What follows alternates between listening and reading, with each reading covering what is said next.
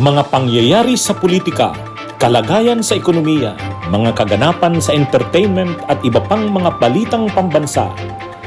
Pinas Update, maging updated sa balita upang maging makabuluhang mamamayan ng ating bansa.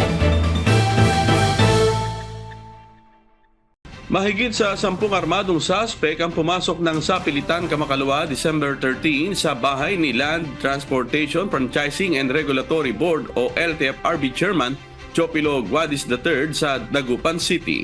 Sa isang pahayag kahapon, sinabi ni Guadis na kasalukuyan pa ring iniinda ng kanyang pamilya ang pangyayari, lalo na ang kanyang 91 anyos na ina.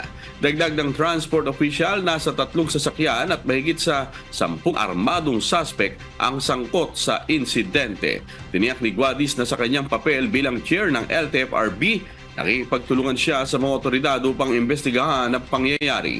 Ipinahayag nito na posibleng personal ang motibo sa krimen, ngunit hindi malinaw ang layunin dahil ang ginawang pagsalakay ng mga salarina ay hindi pangkaraniwan sa isang robbery case. Nangyari ang insidente sa bisperas ng 2 araw na nationwide strike ng Transport Group na Piston bilang protesta sa December 31 deadline para sa consolidation ng mga operator ng public utility vehicles. Nagpulong kahapon sina Land Transportation Franchising and Regulatory Board Chairperson Chofilo Guadis III at Piston National President Modi Floranda. Dito na pagkasundo ang papayagan ng LTFRB na i-rehabilitate ang mga tradisyonal na jeepney para makapasa sa requirements ng modernization program ng pamahalaan. Isa sa ilalim din sa wikang Pilipino ang mga sirkular ng LTFRB patungkol sa programa upang mas maintindihan ito ng mga tsuper. Ngunit sa kabila nito, muling binigyang diin ng Department of Transportation ang pahayag ni Pangulong Ferdinand Marcos Jr.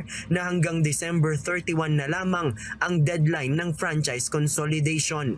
Ibig sabihin ang mga tradisyonal na jeep na hindi papasok sa kooperatiba at korporasyon o kahit magsumiti lang ng intent to consolidate ay hindi na makakapag-renew ng prangkisa. No less than our President, Pangulong Bongbong Marcos, ang nagsabi na wala nang extension.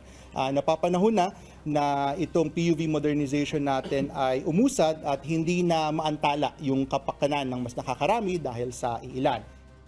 Batid ng DOTR na may natitira pang mga operator ng tradisyonal na jeep ang hindi pa rin nagko-consolidate lalo na sa National Capital Region.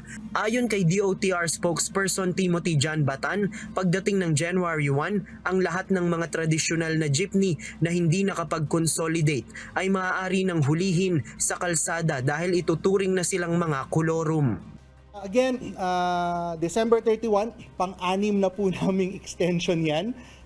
Hindi po ito bulagaan, hindi po ito biglaang pinatupad. Kung sakali man na hindi po talaga hahabol ang ating mga unconsolidated operators, ay hindi na po may extend yung validity ng kanilang prangkisa. Magiging kolorum po.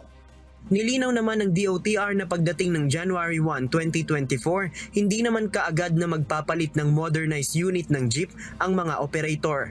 Mayroon pang 2 hanggang 3 taong pataan bago sila dapat magpalit ng unit at bukod sa mga imported na minibus, maaari din nilang pagpilian ang mga locally made na sasakyan na aprobado ng Department of Trade and Industry. Pinas Update, maging updated sa balita upang maging makabuluhang mamamayan ng ating bansa.